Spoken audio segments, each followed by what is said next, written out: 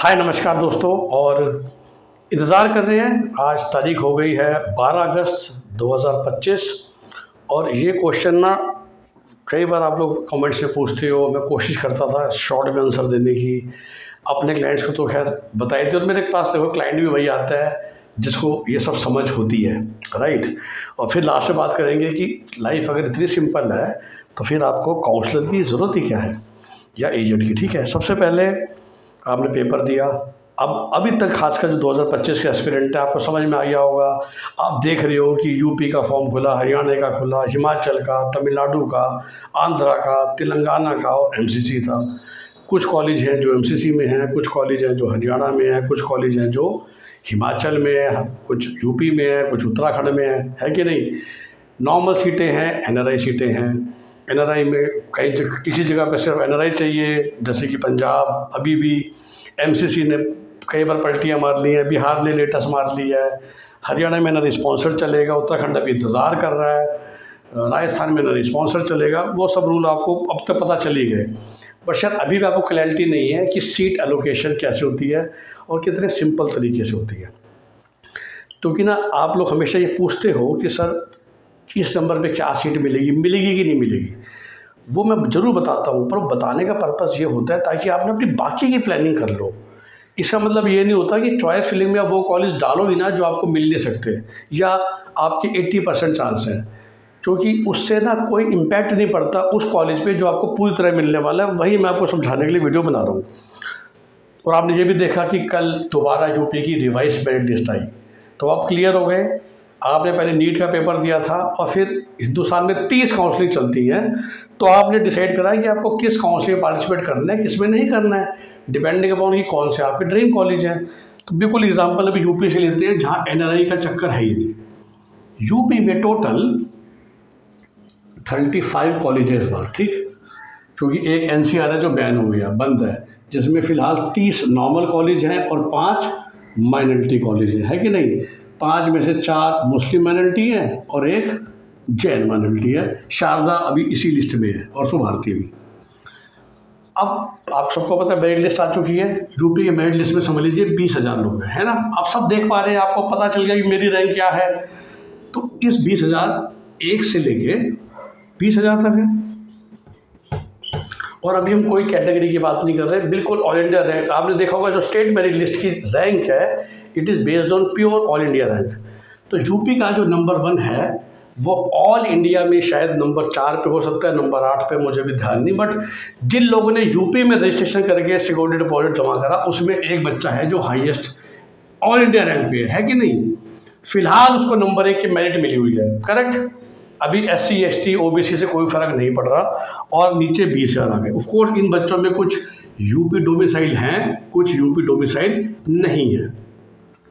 तो जब choice filling खुली तो यूपी डोमिसाइल वालों को सरकारी कॉलेज भी नज़र आए, नॉन डोमिसाइल वालों को सिर्फ ये 34 कॉलेज नज़र आए। हाँ कि ना। फिर से समझाने के लिए अभी प्राइवेट को एग्जाम्पल लेंगे, क्योंकि फिर सरकारी में कैटेगरी भी आ जाएगी, और जितना चाहोगे उतना समझा सकता हूँ। पहले प्राइवेट की बात करते हैं। अब बिल्कुल ना ये सबसे बड़ी गलतफहमी है, या आपको बहकाया जाता है कि जो कॉलेज मिलने वाला है उसको ऊपर भरोगे तो आपके मिलने के चांस है। नहीं, कंप्यूटर सॉफ्टवेयर क्या करेगा, हीरो कौन है, ये बच्चा जो टॉपर है, इस बच्चे की पूरी चॉइस लिस्ट देखी जाएगी ऊपर से नीचे। उसने प्राइवेट की बात कर रहे हैं अभी, समझ 35 कॉलेज हैं, उसकी मर्जी है पूरे 35 भरे, उसकी मर्जी है सिर्फ 2 भरे, सिर्फ 4 भरे, आप सबकी मर्जी है। आप फिलहाल आपने 1 से 35 भरे, बिना ये देखे कि लास्ट ईयर क्या मिला है क्या नहीं मिला है। लेट्स नंबर 1 पे उसने भरा शारदा, नंबर 2 पे भरा शेरा मूर्ति, नंबर 3 पे भरा मुजफ्फरनगर मेडिकल, और नंबर 4 पे TMU मुरादाबाद भर दिया। उसके बाद बजट की कोई इशू नहीं है। कंप्यूटर ऊपर से शुरू होगा, कहेगा कंप्यूटर को नहीं पता बेस्ट कॉलेज कौन सा है, कंप्यूटर को ये नहीं पता कि सस्ता कौन सा है महंगा कौन सा है। कंप्यूटर ने कहा कि टॉपर बच्चे ने नंबर 1 पे शारदा मांगा होगा, मेरे पास तो अभी शारदा की पूरी 250 सीटें खाली हैं, इसको दे दो। अब क्या हो गया, एक बच्चा फ्री, एक शारदा की सीट कम हो गई, ठीक। अब कंप्यूटर जाएगा बच्चे नंबर 2 पे, उसकी भी लिस्ट देखेगा ऊपर से नीचे।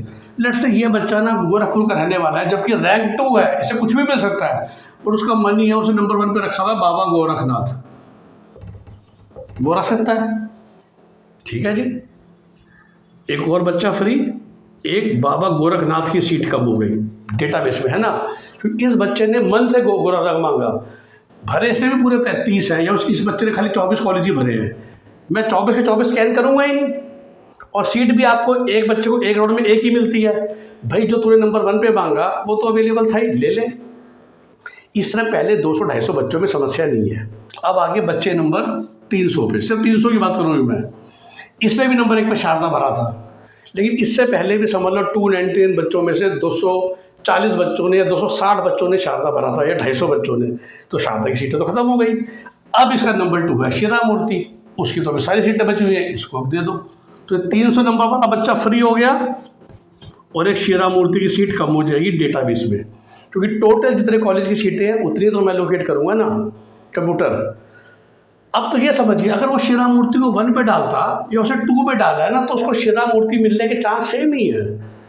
आप कन्फ्यूज क्या हो जाते हो, अगर मैंने शारदा भरा ही नहीं क्योंकि मेरी रैंक तो 90,000 है जी, मैंने सुना है शारदा मिलने का ही नहीं है, तो आपने शारदा भरा ही नहीं। अब क्या पता जो आपसे ऊपर के जितने बच्चे थे उन्होंने शारदा भरा ही नहीं, उनको खबर आ गई थी कि जैन माइनॉरिटी बनने वाला है, फीस बढ़ जाएगी, तो भाई आपको अच्छा वाला मिल सकता था। लेकिन ना भर के आपको कोई फ़ायदा नहीं है, भर के ये फ़ायदा है कि 2%, 1%, 5% तुक्का लग सकता है। बात तुक्के की हो रही है। ये भी आप जानते हैं, सीट ना कोई आपको एजेंट दे सकता है, ना कोई कॉलेज का एम्प्लॉय दे सकता है, ना कोई प्राइम मिनिस्टर दे सकते हैं, ना सीएम दे सकते हैं, ना कोई मिनिस्टर दे सकते हैं। सीट तो कंप्यूटर दे रहा है मेरिट से, जो मेरिट में ऊपर वो बादशाह। मेरिट में ऊपर अब आपको दिखने लग गई है ना, यूपी स्टेट मेरिट लिस्ट आई, राजस्थान, तो एक्चुअली आप सब लोग सीख जाते हो अभी तक आते आते, बट वही बात है कि ऑलरेडी शायद मोस्ट ऑफ यू फंस चुके होंगे किसी एजेंटों के हाथों, और उनको 2, 5, 10 लाख रुपये दे चुके होंगे। अगर नहीं दिया, आपके पास अपने यूज़र आईडी पासवर्ड हैं, तो आप एक ईमानदार काउंसलर से भी संपर्क कर सकते हैं, सिर्फ मेन्यू और भी बहुत सारे इंडिया में। तो इसी काम करने की वजह से हम 30,000, 50,000, 75,000 रुपये सिर्फ लेते हैं। तो ऐसे मैं लास्ट तक जाता जाऊंगा, और जिस टाइम तक मेरे पास सारी सीटें ख़त्म हो जाएंगी, MBBS की भी, BDS की, मैं अलॉटमेंट रोक दूंगा, तब तक मैं जाऊंगा।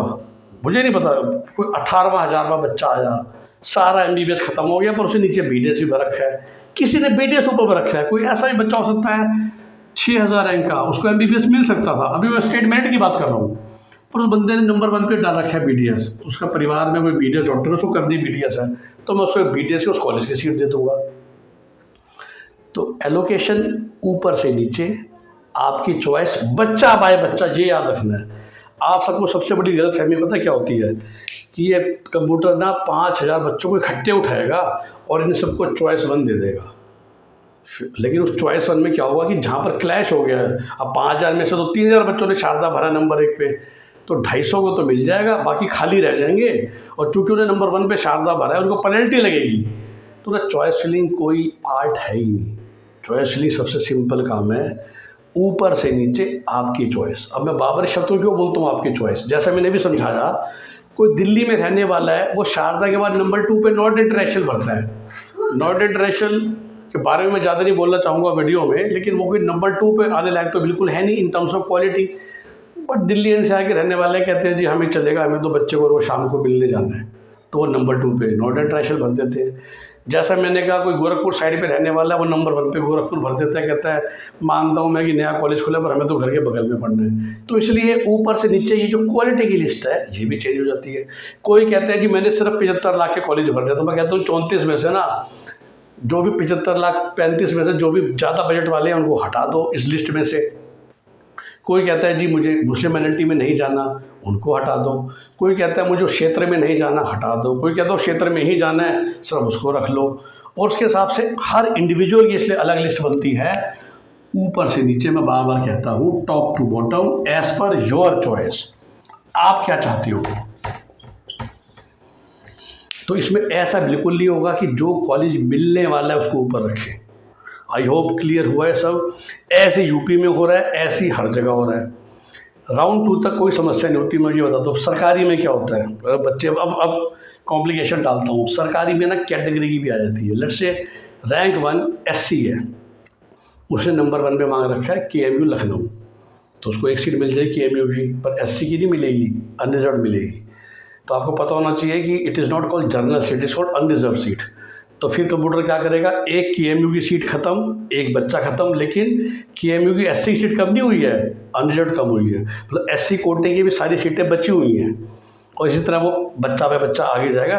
सिमिलरली जिस जगह पे NRI भी है, let's say MCC, same MCC ऊपर से चालू करेगा, बच्चा नंबर 1, बच्चा नंबर 2। अब बच्चा नंबर आया 1212, उस बच्चे ने क्या कर रखा है, नंबर 1 पे रखा है KMC Manipal normal seat, number 2 पे रख दी KMC मणिपाल NRI सीट, क्योंकि उसको तो KMC मणिपाल ही पढ़ना, बजट का इशू नहीं है। कंप्यूटर ने ऊपर से देखा भाई KMC मणिपाल तो फुल हो चुका, पर KMC मणिपाल NRI है, ले ले तू। तो एक KMC मणिपाल NRI सीट खत्म, एक बच्चा कहते निपट गया। तो एक बच्चे को एक सीट हर राउंड में मिलेगी। तो MCC का सॉफ्टवेयर मिक्स करके चलेगा। अब आपको पता चल रहा होगा कि बिहार में, बंगाल में शुरू से कह दिया जाता है कि या तो आपको NRI सीट मिलेगी या आपको नॉर्मल सीट मिलेगी। पता है क्यों? उनके सॉफ्टवेयर में इतनी अकल ही नहीं है कि वो मिक्स करके आपको सीट दे सके, इसलिए वो बिहार बंगाल क्या बोलता है, या तो NRI से भरो या नॉर्मल भरो। पंजाब क्या बोलता है, अलग से NRI की काउंसलिंग कराऊंगा, क्योंकि उसके सॉफ्टवेयर में भी NRI को घुसाने की ऑप्शन ही नहीं है। राजस्थान राउंड 1-2 में घुसा लेता है, और फिर असली कॉम्प्लिकेशन आती है राउंड 3 में, क्योंकि राउंड 3 में कैटेगरी एंड NRI की सीटें कन्वर्ट हो जाती है राउंड 3 के दौरान। याद है 4 साल पहले क्या था, राउंड 3 के बाद होती थी। बाद में फ़ायदा ये था कि सेम लॉजिक चल गया राउंड 3 तक। अब जो जिस कॉलेज की NRI सीटें बची हैं वो कॉलेज को दे दी जाती थी, जनरल सीट कन्वर्ट करके वो अपने आप से एलोकेट करते थे कॉलेज के अंदर। अब करना है एलोकेशन कंप्यूटर को। अब दिक्कत ये है कि दौरान करनी है, तो कंप्यूटर को ये देखना है कि बुलाना की या अमृता की अगर 8 NRI सीटें बची हैं और अलॉटमेंट मैंने 3 बच्चों करी है, तो बाकी 5 सीटें मैं जनरल में कन्वर्ट करके उसको दूँ जिसकी मेरिट हाई है। तो it becomes a complicated thing, अभी एक्सप्लेन नहीं करूँगा, पर समझ जाइए कि चूँकि बिहार बंगाल के पास वो टेक्नोलॉजी नहीं है फिलहाल उसके सॉफ्टवेयर में, तो इसलिए वो NRI को अलग लेके चलता है। ठीक है, तो राउंड 3 में फिर वो जनरल सीट बना दी जाती है, NRI की, SC की, ST की, अगर उतने बच्चे अवेलेबल नहीं है। सरकारी में तो खैर कभी हो ही नहीं सकता कि बच्चे ना हो। NRI में कई बार हो जाता है कि NRI बच्चे उतने नहीं हैं उस कॉलेज के लिए पर्टिकुलर, तो सीट बन जाती थी नॉर्मल सीट, जो हमें लग रहा था कि इस साल बहुत बन जाएगी, जब MCC शुरू में सिर्फ NRI को लेकर आई थी।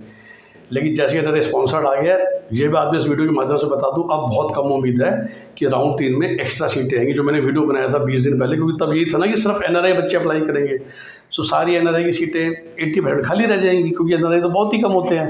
बट अब NRI स्पॉन्सर्ड घुसा दिया गया है, तो अब बहुत कम चांस है कि MCC की सीटें बचेंगी फॉर राउंड 3 कन्वर्जन। तो राउंड 3 के दौरान होता है, तो software become very complicated.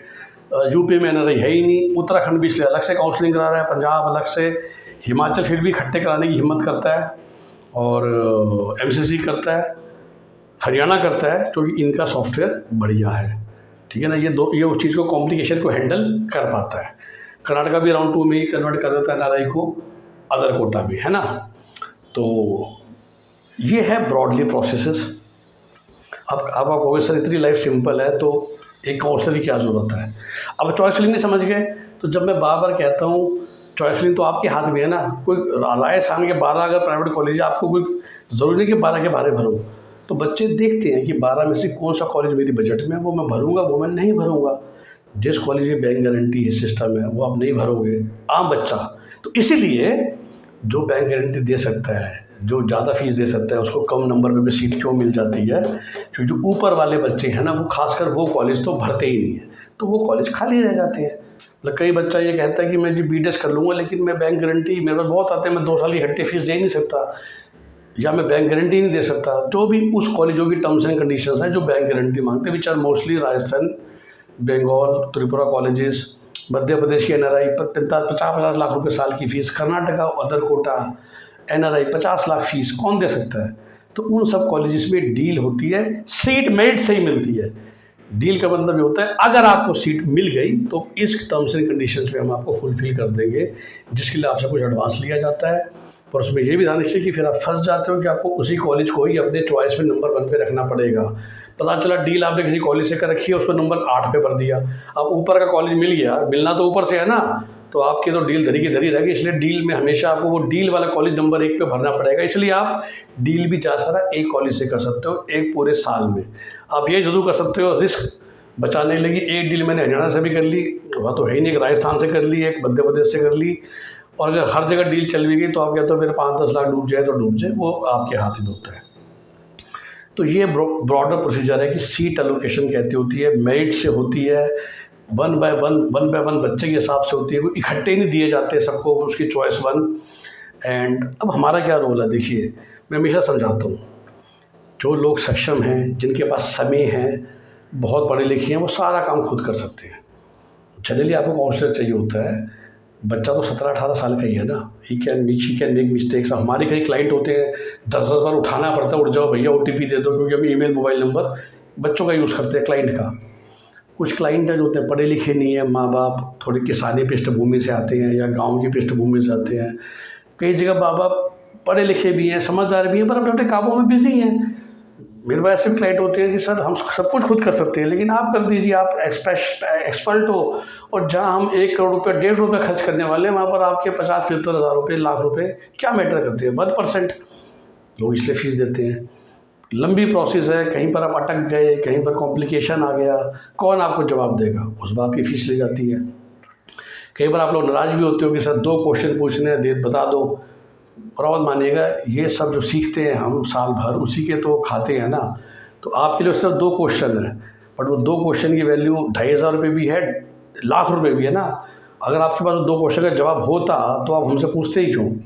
YouTube पे ढूंढ लो, गूगल पे ढूंढ लो, कॉलेजों की वेबसाइटें छान लो, आप खुद 10-10 लाख रुपये महीना कमा रहे हो, लेकिन किसी अच्छे बंदे को 5,000, 10,000, 50,000 देने में सोचते हो कि पैसे बच जाए, तो फिर बचा लो और वो 2 सवालों के जवाब भी खुद ढूंढ लो, हमसे क्यों पूछते हो, राइट। फिर भी मुझसे जितना बन पड़ता है मैं यूट्यूब पे इस तरह की वीडियोस बना के आपको जनरल ज्ञान दे देता हूँ, लेकिन फिर जो मेरा पर्सनल, क्योंकि ये तो एक बार मैंने 15-20 मिनट का वीडियो बना दिया और सब सुन लो, बट आपके 2 क्वेश्चन तो मेरे तो 5-7 मिनट लगेंगे ना, कभी बार मुझे भी रिसर्च करनी पड़ेगी।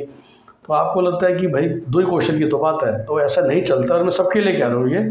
तो या तो सारा काम खुद कीजिए, या फिर प्रोफेशनल को फीस देने की हिम्मत रखिए, है ना। एंड डेफिनेटली जहाँ पर वो बैंक गारंटी सिस्टम है, जहाँ पर वो NRI के डॉक्यूमेंट्स हैं, और समटाइम डॉक्यूमेंट्स कई बार मैं कहता हूँ, आपको पता है आपने भरना शुरू कर दिया राजस्थान, 11वीं की मार्कशीट कंपलसरी है, बच्चों के पास होती ही नहीं है।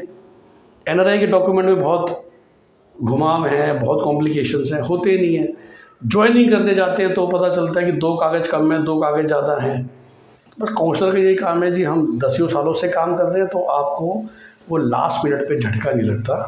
और कई मेरे पास गवर्नमेंट क्लाइंट्स हैं जिनको खुद को पता था कि सर हमने तो आधा काम कर भी रखा है, फिर भी अगर आप 50,000 ही मांग रहे हो, हमें हमारी बच्ची को मौलाना साहब मिलने वाला है जी, कहता है कि उसकी वर्थ अगर 1.5 करोड़ रुपये है तो उसमें आपने 50,000 ले भी लिए तो क्या बड़ी बात है, हम ये चाहते हैं हमारी बच्ची बिना किसी विघ्न के मौलाना साहब पहुँच जाए। ठीक है, अब ये सोच होती है, कोई 1.25 करोड़ रुपये खर्च कर रहा है, लेकिन 25-50,000 रुपये खर्च करने में उनको बहुत आफत आती है। वो आपकी अपनी सोच है। मेरी फिर भी सलाह ये है, सिर्फ मेरे को नहीं, किसी को भी दीजिए, जब आप लाख करोड़ 1.25 करोड़ का एक तरह से सौदा ही ले रहे हैं ना, सीट ले रहे हैं, तो अच्छे इंसान को 50,000 50,000 देने में बहुत ज़्यादा सोचना नहीं चाहिए, तभी आपका काम ठीक से बढ़िया से होगा। बाकी हो अपने आप भी सकता है। ये चीज़ आप समझ गए तो आप समझ जाइए कि जो लोग आपसे कहते हैं ना सर 3 लाख रैंक है मैं सीट दिलवा दूंगा, बेसिकली उनके पास लास्ट ईयर कट ऑफ होती है, उनको पता होता है कि 3,40,000 रुपये मिल गया था कॉलेज, तो आपको कमिट कर दें 3 लाख पे मैं यह कॉलेज आपको दिलवा दूंगा। मिलना सब कुछ अपने आप ही है। ओके, तो आई होप कि ये वीडियो आपको हेल्प करेगा।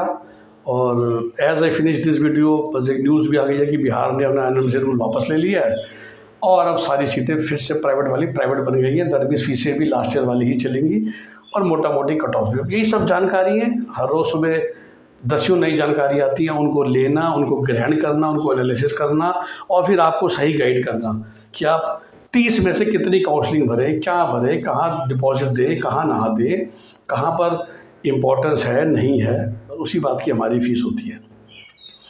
सीट दिलाने में कोई रोल नहीं है, ऑप्टिमल सीट दिलाने में रोल है कि 30 काउंसलिंग में से किस काउंसलिंग में कब भाग लेना है, कब नहीं लेना, ताकि आपके पैसे कम से कम फंसे। कोई बंदा कहता है सर पैसे फंस के वापस आ जाएंगे, अरे भाई इसके लिए क्लाइंट आया था, खाम खा उसे यूपी भर के 2 लाख रुपये जमा करा दिया, 2 लाख रुपये वापसी आएंगे आज से 7 महीने बाद। तो 7 महीने में तो 2 लाख रुपए का मरे से मरा ब्याज ही 10,000 रुपये हो गया। तो किसी काउंसलर को 30,000 रुपये फीस दे देते हैं, 50 दे देते, तो 10 तो यही बच जाते हैं। तो वो सब हम नहीं सोचते, आपकी मर्जी। ठीक है, इस वीडियो को ज़रूर लाइक और शेयर कीजिए मैक्सिमम जगहों पे, ताकि ये बात सब तक पहुँचे, सारे MBBS BDS एस्पिरेंट तक, ताकि वो ऑप्टिमल सीट लें, सही सीट लें, फ्रॉस्टर्स के हाथ में ना फंसे, खाम में 10 लाख रुपए ना दें जब आपका काम अपने आप ही हो रहा है बिना किसी जुगाड़ के हो रहा है। Okay, bye bye, take care.